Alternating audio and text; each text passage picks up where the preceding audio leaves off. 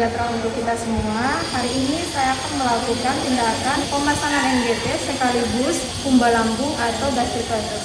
Nah, tindakan ini dilakukan pada pasien dengan indikasi keracunan makanan atau pengobatan, serta pada pasien dengan trauma abdomen. Selanjutnya, tindakan ini juga dilakukan guna untuk persiapan pemeriksaan endoskopi atau operasi lambung. Tujuan dari tindakan ini yang pertama yaitu membersihkan lambung dari toksik atau racun, yang kedua mendiagnosa perdarahan lambung, dan yang ketiga membersihkan lambung guna untuk pemeriksaan endoskopi. Persiapan alat yang pertama ada handscoon bersih, yang kedua ada air hangat, yang ketiga ada bak instrumen yang berisi spet 10 cc, tong spatel, gunting plester, dan juga pinset anatomis serta klem. Selanjutnya ada gelas ukur, ada jeli, ada foam yang berisi kasa, dan selanjutnya ada selang NGT, ada plester, stetoskop, ada antiseptik, ada 2 buah baskom, ada nilbeken atau bengkok. Selanjutnya ada pelak dan juga alas dan handuk besar. Selamat pagi Bu, saya Praveni. Di sini saya akan melakukan tindakan bilas lambung, di mana Ibu hari ini mengalami keracunan makanan. Tujuan dari bilas lambung ini guna mengeluarkan cairan atau racun yang ada pada lambung Ibu. Bagaimana Bu? Apakah Ibu bisa bersedia? Baik. Posisikan pasien. Ada 3 posisi yang bisa digunakan. Yang pertama, posisi pasien terlentang, yang kedua posisi semipoler, dan yang ketiga posisi duduk. Nah, untuk tindakan kali ini saya akan melakukan dengan posisi pasien, yaitu posisi terlentang. Kita melepas bantal dari kepala pasien. Permisi ya Pak, bantalnya saya lepas dulu. Setelah itu kita memasang handuk besar di bawah kepala pasien yang bertujuan untuk mencegah terjadinya kontaminasi. Setelah kita memasang handuk besar, kita akan memasang perlat di atas dada pasien. Setelah itu kita menyekatkan botol. Selanjutnya mencuci tangan terlebih dahulu. Jangan 6 langkah.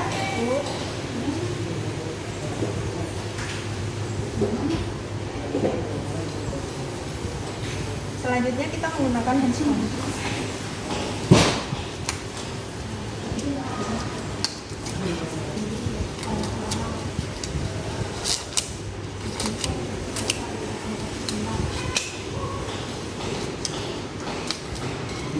Setelah menggunakan handscoon, kita memastikan hidung pasien mana yang paten. Misalnya hidung pasien sebelah kiri, dan kita memperhatikan apakah hidung pasien terdapat mukus atau tidak. Apabila terdapat mukus, maka kita akan melakukan membersihkan hidung pasien terlebih dahulu.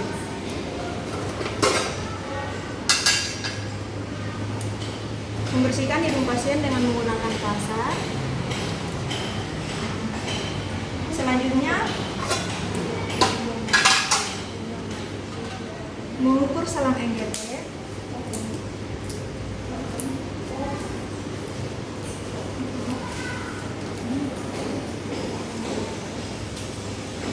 Yang pertama mulai dari telinga ke arah hidung, lalu ke arah PX atau processus xiphoideus.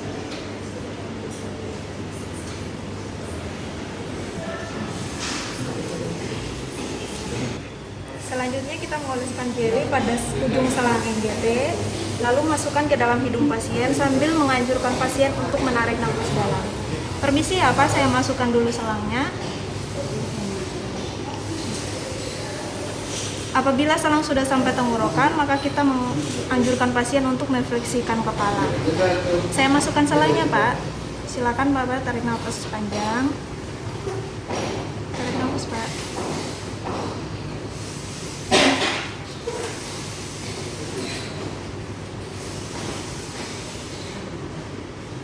Apabila selang sudah sampai ke processus xiphoideus, maka kita akan lakukan fiksasi. Setelah itu melakukan aspirasi dengan menggunakan 3 cara. Yang pertama, menggunakan spet yang berisi angin yang akan dimasukkan ke dalam lambung pasien yang didengarkan melalui stetoskop. Yang kedua, menggunakan kom yang berisi air. Apabila terdapat gelembung, maka selang masuk ke dalam paru-paru, dan apabila tidak terdapat gelembung, berarti selang sudah paten masuk ke dalam lambung. Dan yang ketiga, dengan aspirasi cairan lambung. Nah, untuk aspirasi yang saya lakukan hari ini adalah dengan menggunakan stetoskop.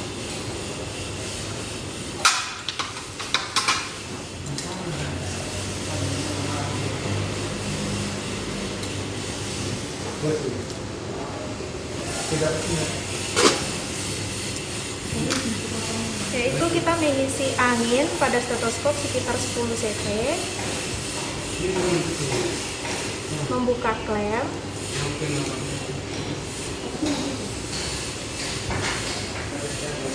memasukkan angin ke dalam lambung pasien sambil mendengar pada lambung pasien. Apabila terdengar suara yang bergemuruh, berarti selang NGT sudah paten masuk ke dalam lambung. Setelah itu kita fiksasi kembali.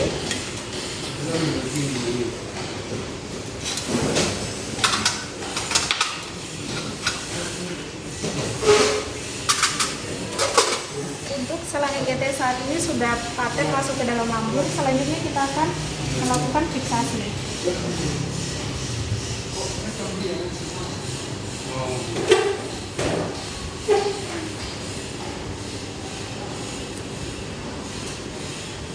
Selanjutnya kita menyiapkan air, menuangkan ke dalam gelas ukur. Setelah itu kita menggunakan spet 50 cc. Karena berhubung hari ini tidak ada spet 50 cc, saya menggunakan spet 10 cc. Setelah itu kita mengambil cairan atau air. Untuk pasien dewasa, cairan yang dimasukkan ke dalam lambung 200 sampai 300 cc.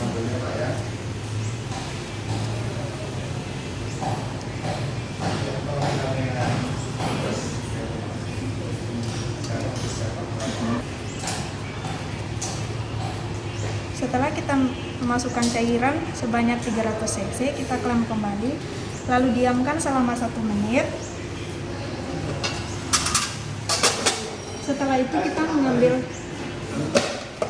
baskom, mendekatkan ke dekat pasien, lalu kita membuka klep dan membiarkan cairan dari lambung keluar dengan sendirinya. Tindakan pembilesan lambung ini akan dilakukan sampai cairan yang keluar dari lambung pasien sudah berwarna jernih atau bersih.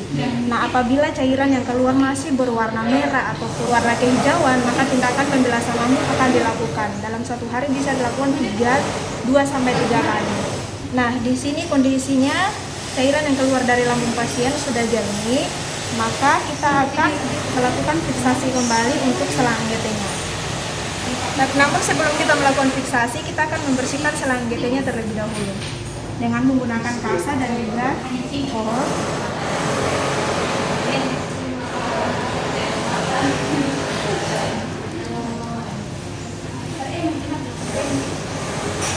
Setelah itu fiksasi kembali.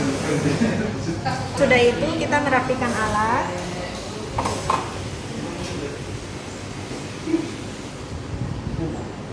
Permisi ya Pak. Merapikan pasien.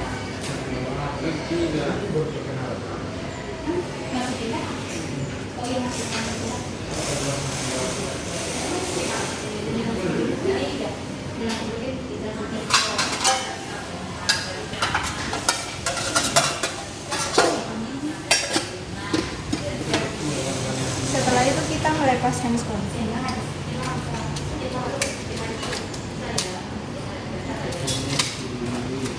Mencuci tangan.